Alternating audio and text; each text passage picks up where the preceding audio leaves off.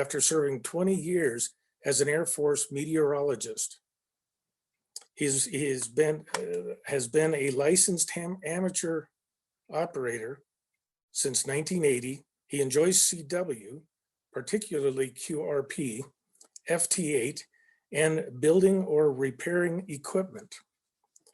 I would like to welcome Rob Steenburgh, AD0IU. Go ahead, Rob.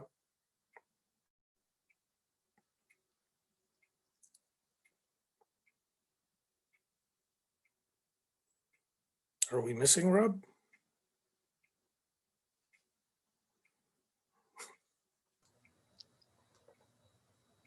I see that Rob is logged in, but let me know if he's having any issues starting video.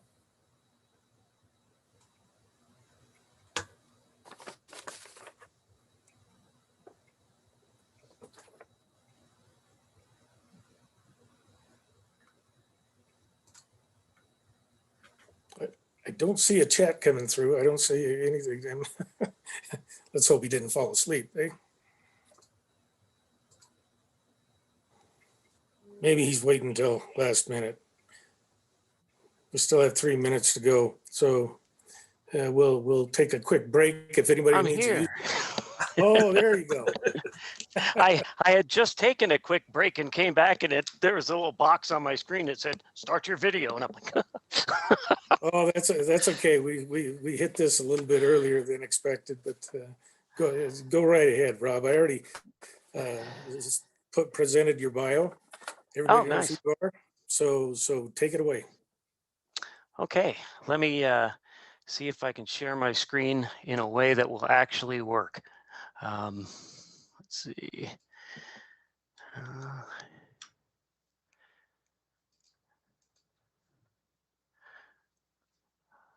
Okay, can you see the slideshow? Yes. Okay, perfect. I'm not exactly sure why it's presenting this way, but all right. Well, unfortunately, I missed the intro. I think I know who I am and what I do, but yeah, I'm here from the Space Weather Prediction Center in Boulder. I appreciate the opportunity to be here and talk to everybody.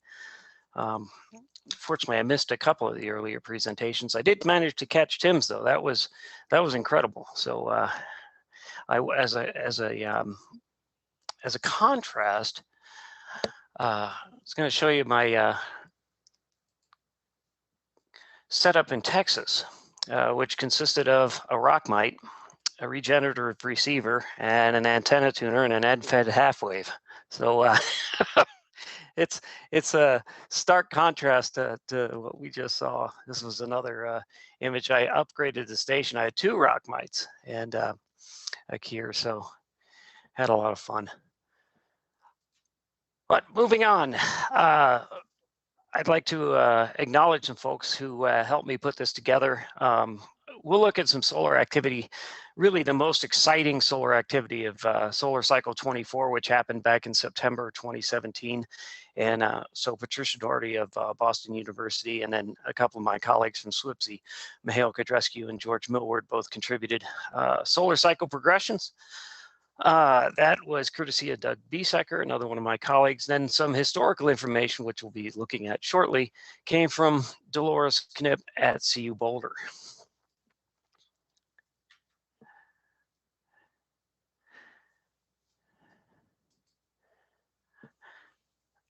So let me make sure I'm in the right slide here. All right. So what we'll talk about today, we'll start with an overview of space weather phenomena and impacts. We'll look at the events of the last solar cycle, the most exciting events from 2017. We'll look at a event that happened in July of 2012 that missed Earth, but had it hit Earth, would have been very exciting. We'll talk about some tips for radio amateurs, and then we'll wrap it up. Sometimes people wonder, why we're interested in space weather. As radio amateurs, obviously, we care about the ionosphere because we use the ionosphere. So sometimes it's not too hard to get folks in the amateur radio community to appreciate the impact of space weather. But it, obviously goes beyond that. And I wanted to point out an episode that happened during the Cold War in the late 60s. There was a large sunspot region, and you can see the region in the photos there. In the lower left, you can see the images of the sun in those big gnarly regions, sunspot regions. Those produced a flare and accompanying radio burst. And that flare and radio burst was strong enough to wipe out the radars that we used to monitor space for incoming intercontinental ballistic missiles from the former Soviet Union. Now, doctrine back in the day said, the first thing the enemy's going to do is wipe out your radars so you can't see the missiles coming and you don't know where they're going to go. So when the radars suddenly went out, everybody got very tense. They actually sent crews. They scrambled the crews out to the B-52s that carried the nuclear weapons at Strategic Air Command.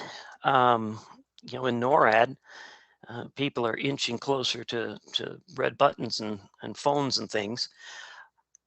Fortunately, though, there was an Air Force weather officer who stood up and said, "Hey, wait a minute, this might be from the sun." And they did some quick checking, and sure enough, they realized that this had been a solar event that had caused this outage of the radars, and consequently, we're able to stand down the nuclear bombers. And that was a good thing because that flare had trashed the ionosphere so much that it would have been impossible pretty much to call these guys back had they launched. So that's how the Air Force got very interested in it. So a little historical context. So given that, what have we learned about the sun? Well, our nearest star has three things that make it capable of producing space weather. First of all, magnetic fields are generated within the sun, and those magnetic fields eventually creep up to the solar surface through convection. So just like cumulus clouds forming in the sky and eventually turning into thunderstorms, you've got magnetic fields that push up through the solar surface. The third piece of the puzzle is differential rotation. So the equator of the sun rotates at a rate faster than the poles. And consequently, that will take the magnetic field lines that have pushed up through the solar surface and twist them. And the more twisting you have, it's just like taking a rubber band and twisting it up. If you twist it up enough, eventually it's going to break. Well, similarly with the magnetic field lines, if you twist them up enough, they're going to break. And when they break and reconnect, that's when you get the explosive release of energy that is a solar flare. And that solar flare can be accompanied by the release of energetic particles into interplanetary space, as well as big blobs of plasma that are ejected from the sun. I like to think of it as interplanetary projectile vomit from the sun, but it's plasma, and sometimes that's aimed at Earth. And so we'll look at that some more and what the implications are. But this is just an illustration at the bottom here of the evolution of some sunspots. In the top yellow and red pictures, those are photospheric sunspot images. And you can see the dark areas that form the sunspots. Below it are the magnetic fields, and you can see how over time they get more and more complex. Positive is the white areas, negative is the black areas, and it gets more and more twisted up. And that's when you start looking for the big flares. So the larger the region, the larger the sunspot region, and the more magnetically complex it is, the higher your chance for space weather impacts like X-ray flares and CMEs. This is just a view of the sun in extreme ultraviolet, extending back from 96 through solar cycle 23, which peaked in 2001, 2002, and then continuing on up until 2017.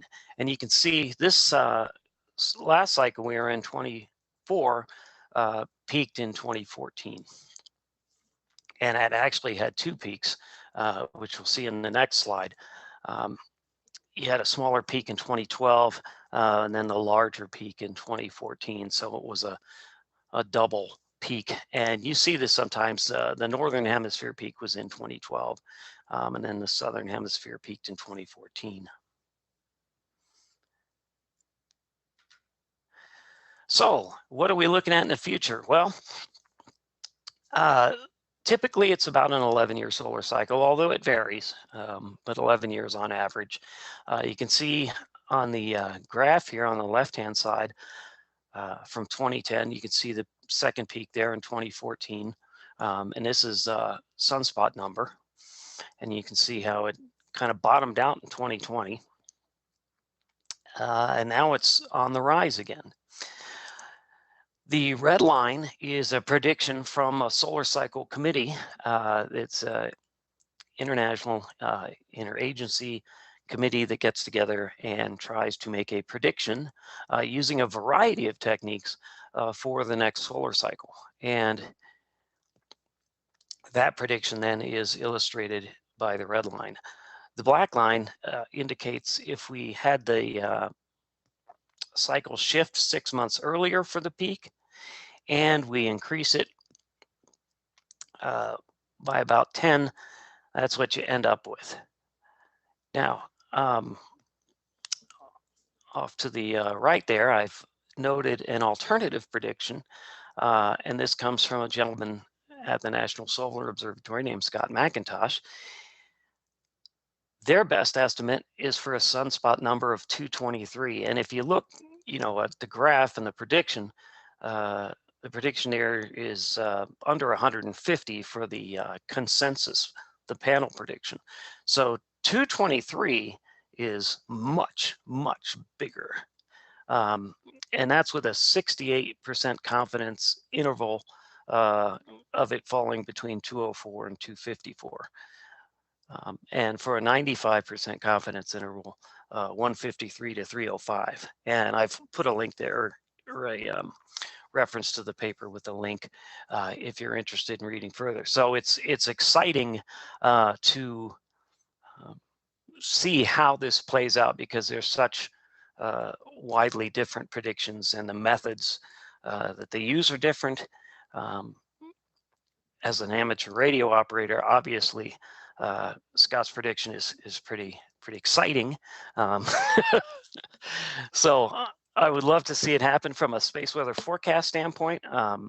From the forecast office standpoint, it's a mixed blessing, because it would mean we are definitely gainfully employed working these events, but it gets crazy in there. It's like hurricane season at the Hurricane Center. But our hurricane season is every 11 years, but it gets pretty insane. All right, here's 10 centimeter radio flux.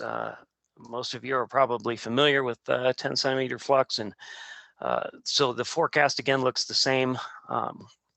And you can take the sunspot number forecast and actually create a 10 centimeter forecast as well. And you can see here we're looking at about in the 130 range. Again, if we use Scott's prediction, the numbers would be much higher. So again, it'll be interesting to see how this all plays out. As a forecaster, my typical range of thought goes out about 3 days. Our typical forecasts are 3 days long. I think on a 27-day scale for recurrence, because the sun rotates, and it rotates completely every 27 days. So that 27-day rotation, some of the features that you see, including sunspots and coronal holes, which we'll talk about later, can show up again every 27 days. And that gives us some advantage when it comes to making predictions. But for these longer term, year-long and years or decades-long predictions, that's an area that I leave to my colleagues, some of the solar physicists. All right, so there's within space weather, big three. The big three are R, S, and G. So it rhymes. It's easy to remember. R is for radio blackouts. Those are the X-ray flares that are created when those magnetic field lines break and reconnect. Space radiation storms occur when energetic particles, heavy ions and protons, are ejected from the sun and can reach Earth in minutes to hours, depending on their energy and speed when they're released.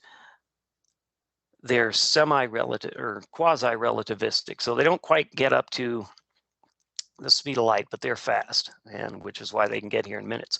Obviously, the X-ray flare, the radio blackout, that's going to get here in 8 minutes, because we are 8 minutes away by light from the sun.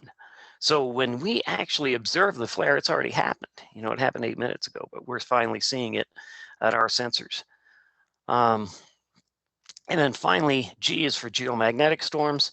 I mentioned coronal mass ejections, those giant blobs of plasma that can be cast off the sun. Those move at hundreds to thousands of kilometers per second. So they can get here in around 17 hours out to 3 or 4 days, depending on, again, on how fast they're launched. So you can see the flare in the green image. That's captured in extreme ultraviolet from the SOHO spacecraft. In the lower left, where it says G, there is your coronal mass ejection. So you can see the big blob coming off, especially around the bottom. And then you can see the shock around it, that thin halo. So that's called a full halo CME.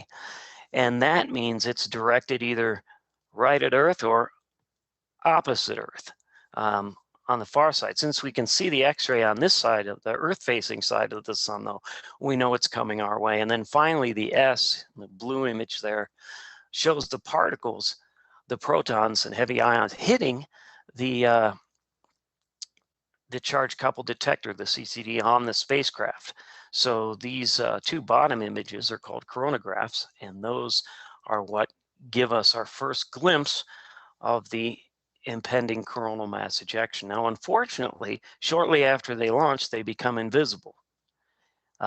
We won't see it again until it impacts the satellite that we have parked out about 1 million miles from Earth at the L1 Lagrange point, which is like a little buoy out in the ocean, waiting to detect this as it goes by. So this is just a sequence of events. These are some screen captures from a NASA animation, but you can see a flare happens.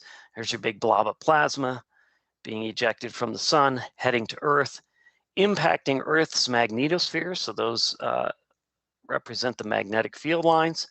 The field lines, just like on the sun, the field lines break and reconnect, except here, instead of a flare, you get acceleration of particles into the poles, and that gives you aurora. Now, why do the magnetic field lines break at Earth? Because the blob of plasma from the sun also carries its own magnetic field, and that magnetic field interacts with Earth's magnetic field. So what's very important is how those magnetic fields are oriented. If they're oriented in such a way that they stick, then we're going to have a big geomagnetic storm. And those fluctuations in Earth's magnetic field lines have big implications for things like the power industry. If they are oriented any other way, where they repel, then you're not going to see as much activity. Typical sequence of events. Well, you start with a you start with a sunspot region. The sunspot region produces an X-ray flare. That X-ray flare, like I said, gets here. We see it in 8 minutes. When it starts to go up above a particular threshold, we'll begin issuing alerts. And the alerts are based on the X-ray flux that we measure in geosynchronous orbit. So your X-ray flux goes up, passes certain thresholds that people are interested in, we send out the alerts. You can have radio bursts, like the one I mentioned that took out the radars, the over-the-horizon radars. They can also occur on frequencies like GPS, and you can have GPS outages. So you get radio bursts, and again, alerts can be issued for that. Energetic particles, that's the S, the space radiation. When that flare happens, depending on its location and magnitude, we'll issue a warning for energetic particles. And like I said, those can get here in minutes to hours. If you have a corresponding coronal mass ejection with them, they're accelerated by that shock, and they can get to Earth in minutes. And depending on the magnitude of the particle flux and the energy associated with those particles, we'll put out radiation alerts. And this radiation can impact spacecraft, satellites, for instance. It can cause malfunctions in the satellite, and it can pose a threat to human health for those folks on board the International Space Station, for instance. If it's of sufficient magnitude, if it's strong enough, the astronauts will actually go to more sheltered regions of the International Space Station. And then finally, the solar plasma, or the coronal mass ejection, if we observe that in the coronagraph imagery, we'll put out a watch. And you can think of it like a hurricane watch, because that gives you hours to days of warning that this thing is coming. And then as it intersects the satellite that's 1 million miles out from Earth, we have 2 of them that we use operationally. One is called Discover, the Deep Space Climate Variability. Yeah, I can't remember what it all stands for. It's a big acronym, but it's our marker buoy out in space that senses the magnetic field, the solar wind speed, and the particle flux. And we can actually see this thing come past it, just like a frontal passage. You can see the wind shift and the pressure rise. You can see a similar effect at this spacecraft. So when we see that, we'll issue the warning. And then as it impacts Earth and begins to create a magnetic storm, we'll start sending out alerts for geomagnetic storming. The Noaa space weather scales, I've included a link at the top. So we broke these phenomena down, the blackouts, the radiation and geomagnetic storms, broke them down into 5 different levels of intensity, ranging from minor to extreme. And these are based on the physical measurements that we have. But, you know, if I say 100 mega electron volt protons at 1 particle flux unit, that doesn't necessarily mean anything to different people. But if you say we have an S3 strong radiation storm, that's easier for people to interpret. Kind of like a Category 3 hurricane. So we tried to kind of mirror that scale and help people understand the relative magnitude of these events. And on these charts, you can also see the impacts that are listed for these particular phenomena. And that's a big help to the folks who use this information. What's been interesting for me, I got to the Space Weather Prediction Center in 2007. In 2007, we didn't have a lot of numerical models for space weather. A lot of what we did was based on observations and propagating those observations forward in time using conceptual models of the phenomena and trying to gauge how things were going to pan out. We had some very basic models of coronal mass ejections and impact at Earth. which were modeled as nuclear explosions, blast waves. So, but those, you know, that was what we had at the time. Now, over the past 13 years, we've seen a huge explosion in the types and number of numerical models for the particular phenomena. So if you look at the top left, that picture looks like a pinwheel. That is our Wang-Shili RG Enlil model, or WSA Enlil. That is the model that we use to predict when the blob of plasma in the coronal mass ejection will get to Earth. What we do is we take pictures, those pictures of the coronagraph of that CME coming out from the sun, and we parameterize it, and we put that information into the numerical model, and it in turn gives us a prediction of when that's going to arrive. And it's taken our slop factor, our error, from plus or minus 12 hours down to about plus or minus 7. So we've managed to make some decent improvements in our timing estimates. And this is important because given enough time, things like power utilities can take preventative measures, such as deferring maintenance or bringing certain capacitor banks online to mitigate the impacts of the geomagnetic storm once the CME arrives at Earth. And if you think about it, if you take Earth's giant magnetic field and start it fluctuating, it can induce currents on big, long metal conductors like power lines, and that's why the industry cares about that. In the upper right is a picture of the change in Earth's magnetic field. So you can see in the polar regions and the auroral regions during a geomagnetic storm, you have strong changes in the magnetic field there. This information can be captured and modeled, as well as observed in ground magnetometers. And from that, you can create maps of the induced electric field at Earth. And so the bottom right corner shows an electric field map. And this is particularly important to the power companies. The geomagnetic field is typically characterized by an index called the KP index, or the planetary K index. And that index is for the entire globe. And the power operators needed something definitely more regionalized because it has a different impact in different regions. And that's because the impact of these geomagnetic storms on the grid is not just a function of the magnitude of the storm, but also of the underlying geology.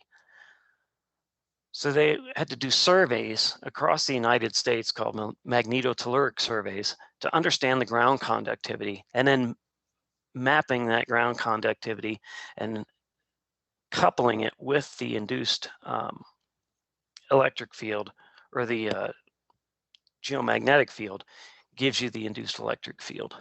And then the operators can take this and plug it into their models and understand how it's going to impact the grid. Finally, the picture in the lower left, this is just a picture of Earth. The sunlit side is shown in white here. And this is our magnetosphere.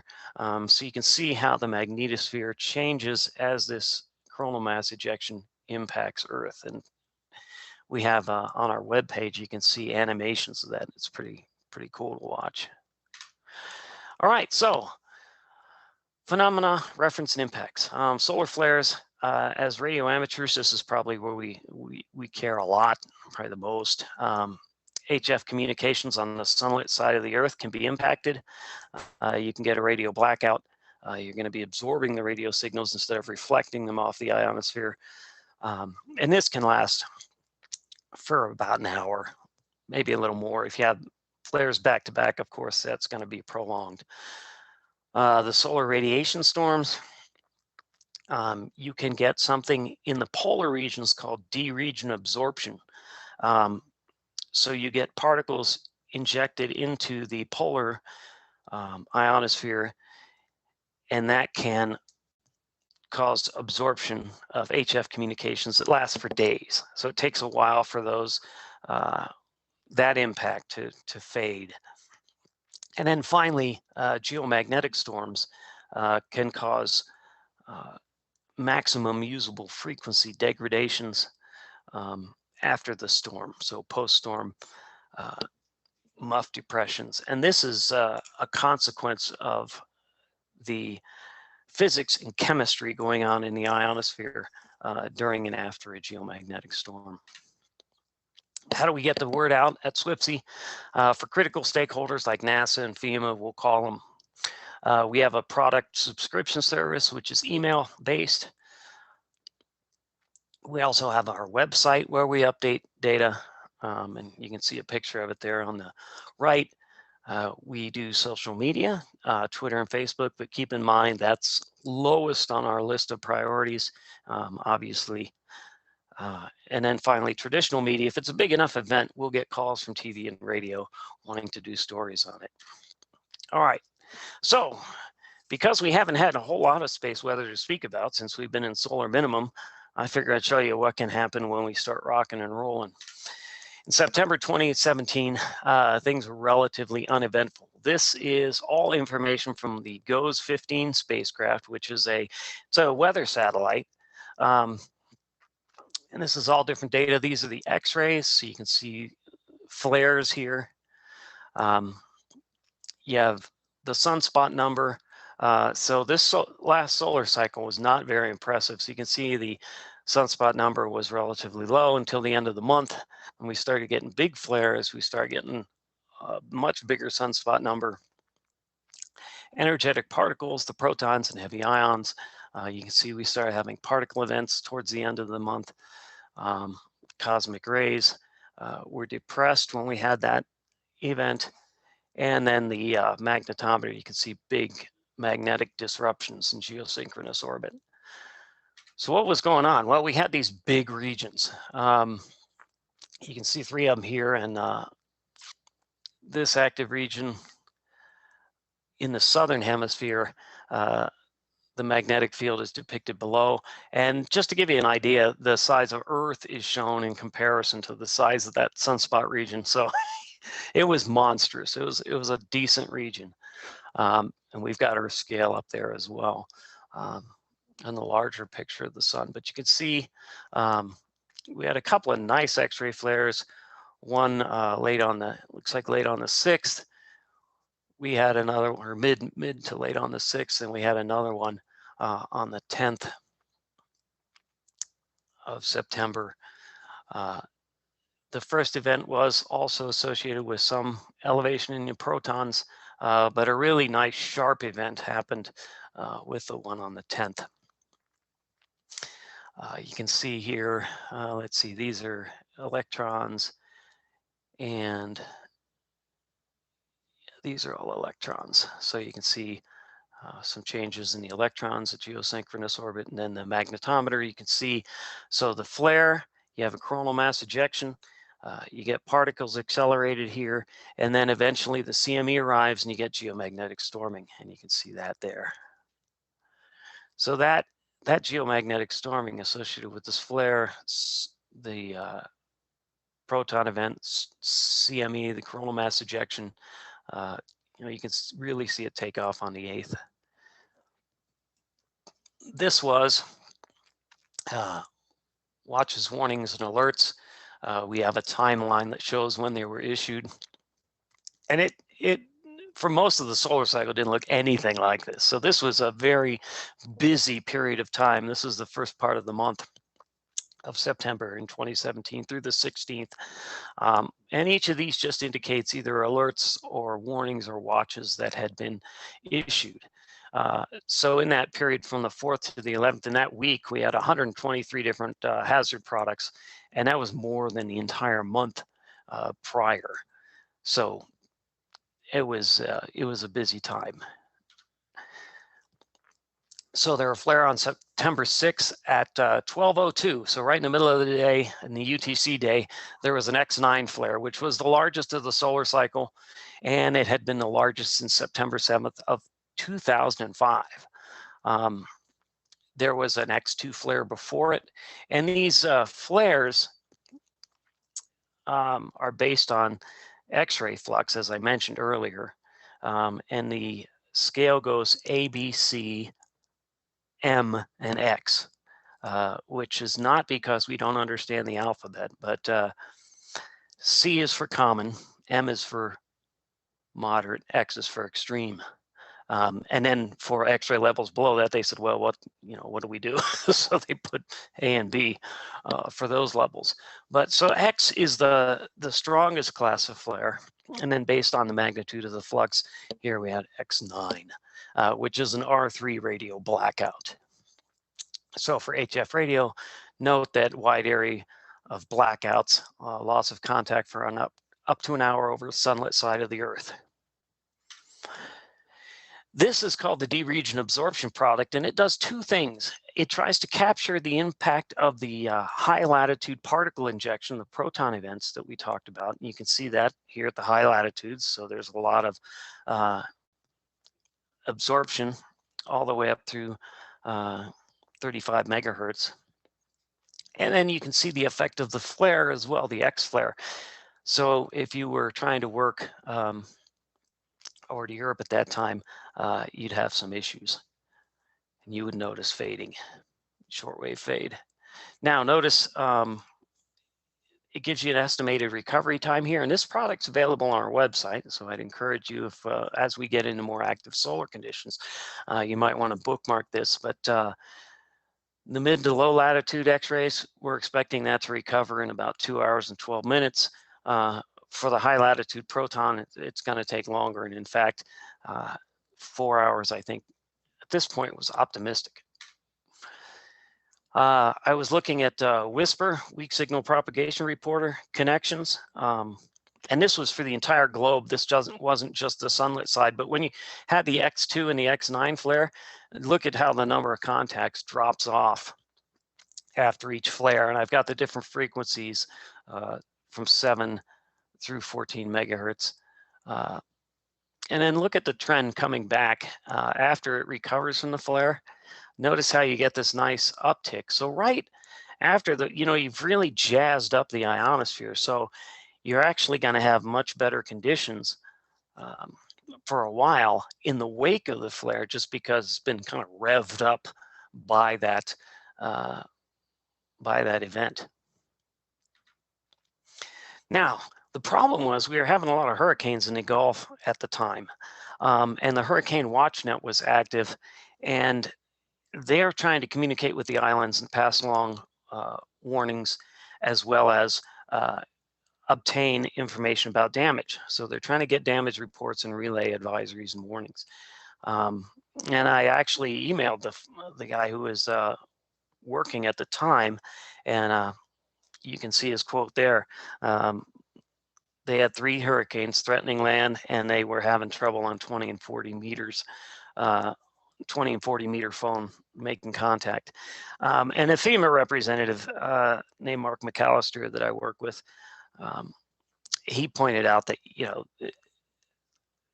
this is an impact on HF phone for those frequencies, but not all modes and frequencies are affected equally. So there are ways, particularly with digital modes, to work through some of this stuff. But it was definitely an impact. Now there was radio burst at 14, 15 megahertz. So this was near the GPS frequencies, and this was captured by the San Vito Radio Observatory that the Air Force runs, the U.S. Air Force. And then you can also see on 6 September impact of the radio burst. You can see degradation for GPS on L1 frequency and L2 frequencies. So it was a bigger fade on L2 because the signal's not as strong. And that came from the Royal Observatory of Belgium, who tracks this. So when the CME is launched, how do we forecast the geomagnetic storm? Well, this is an image that that shows what the CME looks like in our analysis tool. Using this tool, we basically try and lasso the CME, and that gives us parameters such as velocity and width, angular width, and things like that, that we can then plug into the numerical model, come up with an arrival estimate. This says about midday on the 12th. And then what we'll do is we'll, and this is for an event in 2014. I've got all sorts of different charts here. So we'll predict the arrival. We'll observe the arrival at in this case, it was at the ACE spacecraft. ACE and Discover are our two buoy spacecraft that I mentioned. And then you'll see it reflected in the magnetic field by ground magnetometers at Earth. Here you can see the 6 September CME. You can see the flare and the subsequent CME. We forecast Ks of 7 on the 7th. The K index runs from 0 to 9. So this was a pretty decent storm that we were forecasting. Quiet unsettled, isolated active period, so not too bad, but we were forecasting some strong storms as this CME arrived. And then you can see on the 7th, we get our first shock, and then late on the 7th, we get the second shock. And the corresponding geomagnetic disturbance is reflected here. So we were a tad low. It came in with an 8 instead of a 7. Power companies typically don't really start paying close attention until we get to 7. 9's really where they're concerned. 7s and 8s, they're aware and they do some things, but 9s are where they really earn their money. But you could see it was a pretty significant event. Here we have the protons and dynamic pressure. So you can see the first wave arrive and then the second here. Similarly, the solar wind speed, which normally hovers around 300 kilometers per second, jumped all the way up to 800, and with a brief episode over 1,000 kilometers per second. And then temperatures, you see, dipped as well as that cloud passed.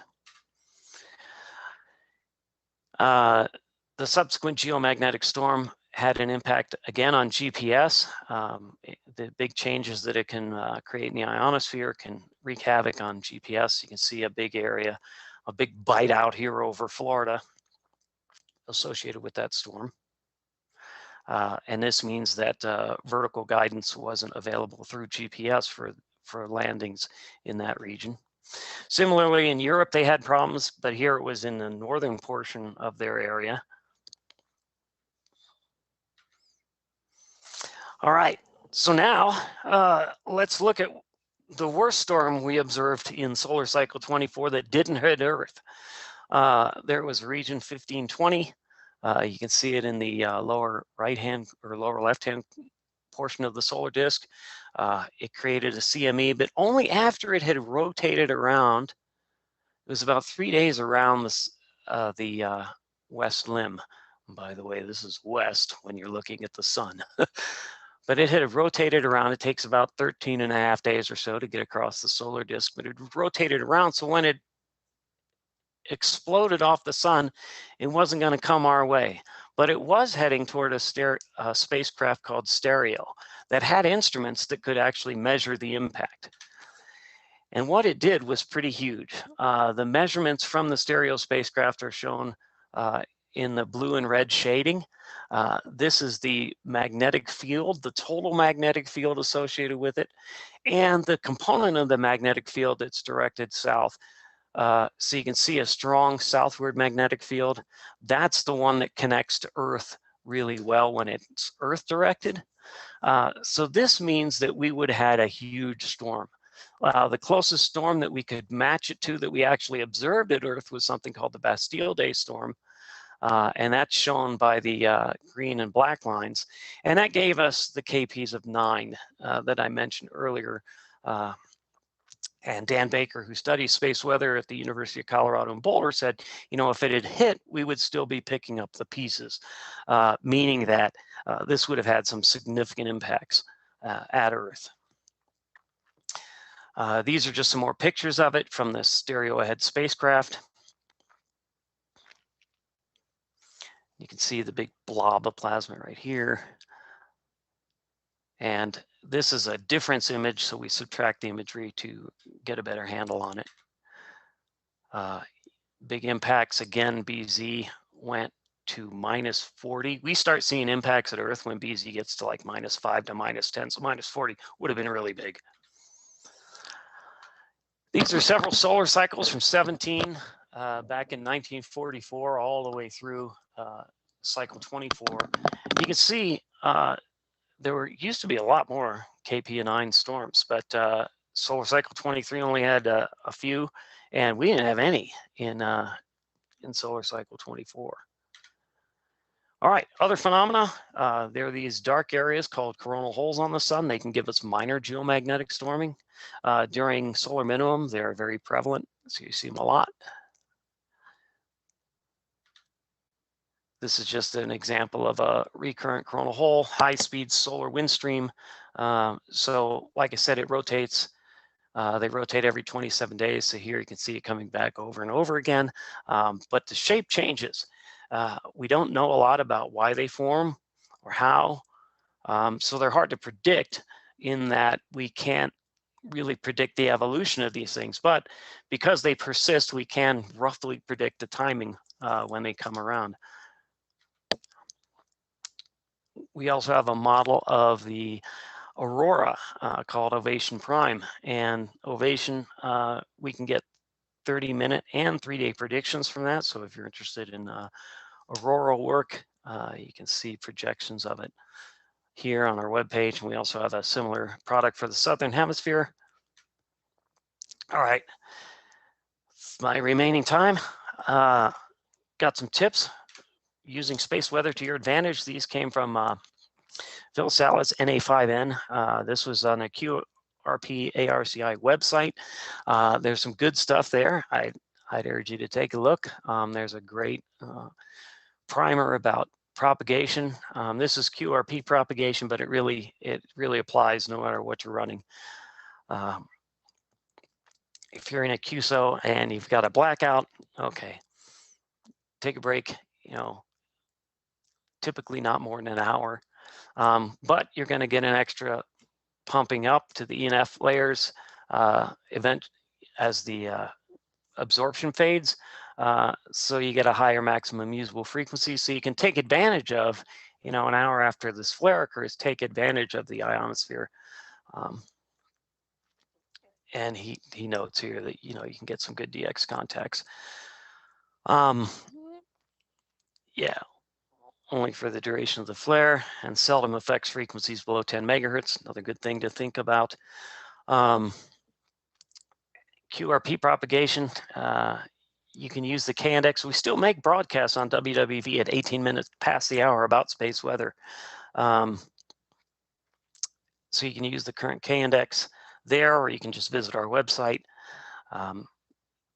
Remember, K runs from 0 to 9. 0 to 3 is like quiet. 4 is active. And above that, you start getting into storm categories. A-index tells you about what happened yesterday. We'll also read that out on WWV, but that's just to let you know what happened yesterday. Magnetic field can get quiet following a strong storm for 12 to 24 hours, so you can take advantage of the low noise levels. But there's also an impact after strong geomagnetic storms that will depress the maximum usable frequency, and I mentioned that earlier. So keep that in mind. You may see some impacts there. Solar flux, we care about that typically above 10 megahertz. If you're using 40 meters and below, you can do what you do. Take advantage of those lower bands, and I've been living there pretty much for the since we've been in the bottom of the solar cycle. Here's some information about the K-index. 30 meters is weird. It's always been weird, but that's the first rock mite I built was for 30 meters. So that was cool. Every storm and flare is different. No two are alike. Not accurately predictable. We're working on making better models to do that.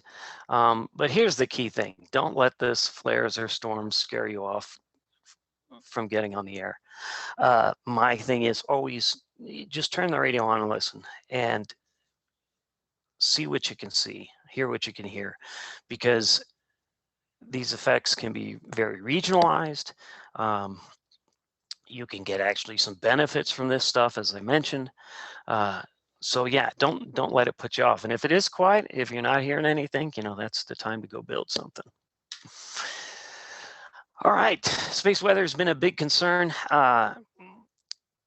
for the past, well, I showed you when it became a big concern during the Cold War, but it's seen a kind of a renaissance in the past decade. And so the latest legislation that went through Congress in the last session was called the Pro-SWIFT Act, which is a very long acronym, but it's space weather forecasting. So we're working on making better models, getting better observations, and all this benefits the ham community in that you'll have better situational awareness for your operating conditions. It's my last, or second to last slide. So this is my favorite, Calvin and Hobbes. Talks about why the sun sets. And I'll just let you read that, but I like how he mentions solar wind. The pictures at the bottom are just images from our forecast office. That's our senior forecaster, Ken Tegnell, working on a sunspot drawing. We still do the drawings by hand because that forces you to look at all the data and integrate it into a coherent picture of what's happening in the solar environment. So it's pretty cool. But we've got a really nice setup here. This is in Boulder at the National Oceanic and Atmospheric Administration in the David Skaggs Research Center. And here's the evolution of my radios from 1980 through 2018. So you can see I had a nice Viking Ranger back in the 80s. Went in the Air Force and didn't really play on HF probably until 2007, 2008. Still had the Ranger, thanks to my dad. Took care of it for me. But yeah, so today I'm doing a lot of FT8 stuff. I've really had fun with that. But that's it. So let me know if you have any questions.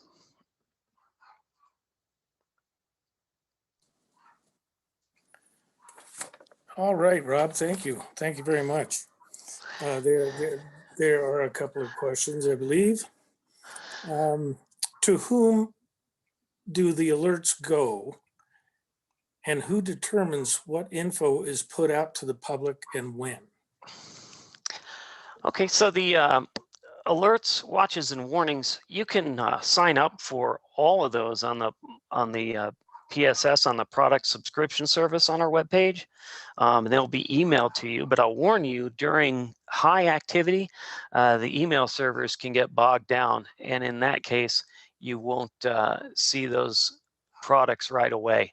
But the products, what goes into them, that really is they're a standard format, so they're always going to have the same information.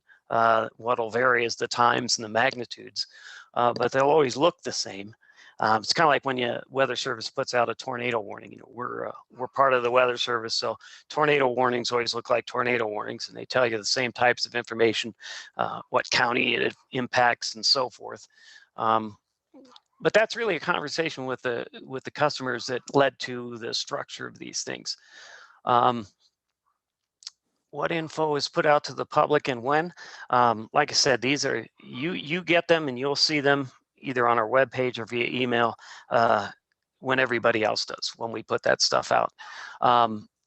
What I'll caution you about is the press picks up on stuff.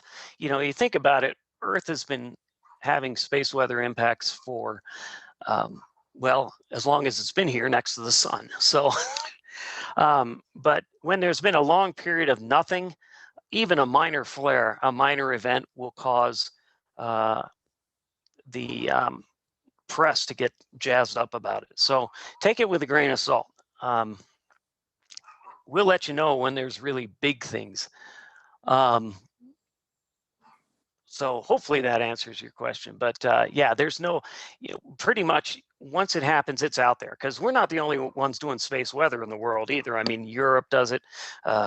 Japan's got a space weather center, China, Russia, Mexico, all these places, South Africa. A lot of places are interested in what's going on in space. So there's lots of information out there. Very good, very good. Someone is saying here that they missed the website, I guess. Oh, do you have a display for that? Yeah, let me share my screen again. And let me just go to it.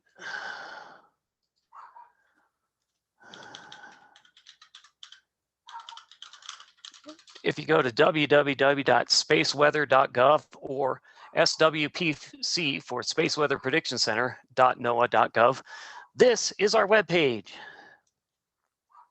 Now, we have dashboards for different communities. So as HF radio people or radio amateurs, you may be interested in the radio portion. This will show you that D-region absorption product. The sun's real quiet right now, so you're not seeing any kind of impacts. Space weather overview will show you the any X-ray flares and particles, as well as the geomagnetic storms. So the big three that I talked about, the R, S, and G, are all right here. The aurora forecast is here, and then a nice picture of the sun from GOES, our weather satellite. And you can see a southern pole and a northern pole coronal hole right now. So we're expecting this northern pole coronal hole, once it rotates about over there on the right, to start impacting Earth with some probably active geomagnetic storm conditions. Excellent. Thank you.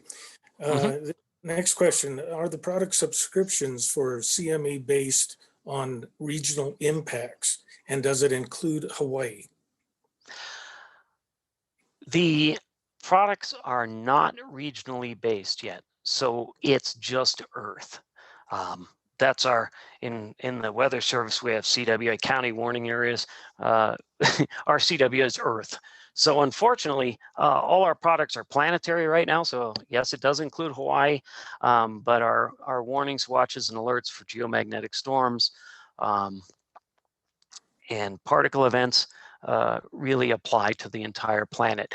We are, however, working to, and this is going to take time, but over the next decade, I would expect to start seeing regionalized products for the globe.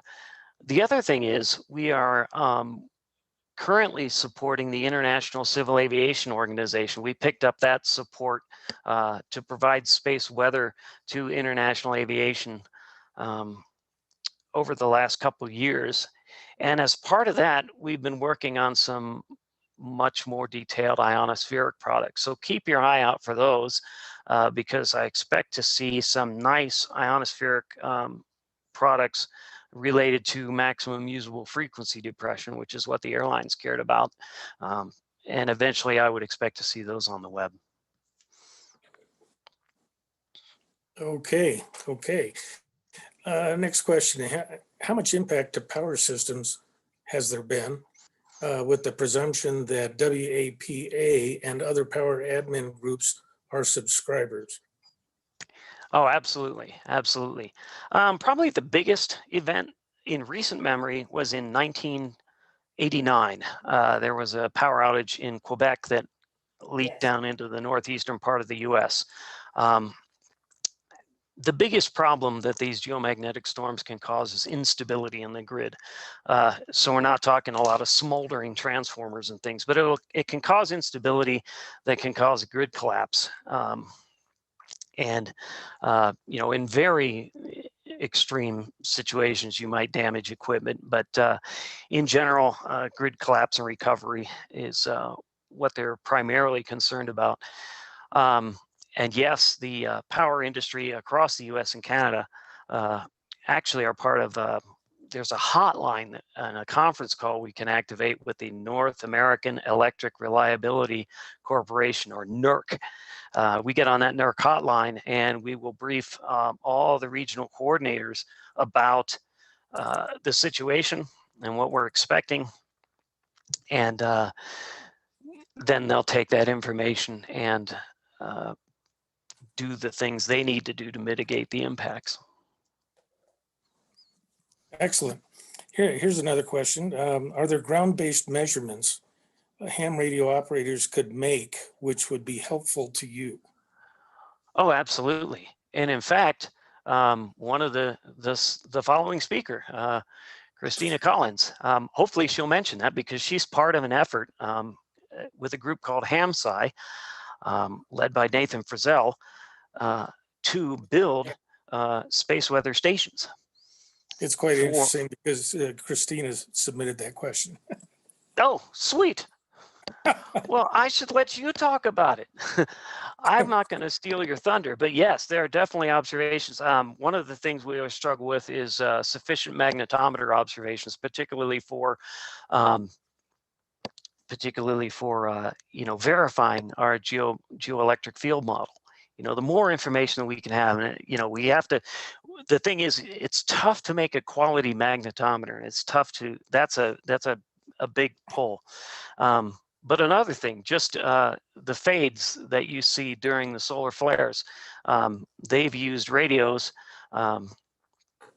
receivers, and the fades that they experience to characterize solar flares. And in Germany, they've done this really well. So they, if our GOES spacecraft goes out and we don't have those X-ray measurements, having a system of backup to estimate the magnitude of the flare, that's huge. So absolutely, there are things that can help. Okay, Rob. Well, I think we're right down to the nitty-gritty here, and there aren't any more questions. We really appreciate you coming in here and giving that presentation. Very informative. Thank you. Okay. Yeah, you're welcome. I saw one about pigeon racers too. When K gets to 4, that's when the pigeon racers don't want to race pigeons because the pigeons get lost. So pigeon racer, I get phone calls from pigeon racers about the geomagnetic conditions as well. Okay, I wasn't and sure. And those things can cost millions of dollars. I had no idea. Pigeon racers, they bet on pigeons like thoroughbreds. So who knew? I wasn't even sure how to ask that question. That's a real question, and we really similarly they release doves at weddings, and they don't want to release doves at weddings when the geomagnetic field is too disturbed. But can you imagine telling somebody at their wedding, sorry, can't let the birds go, there's a geomagnetic storm?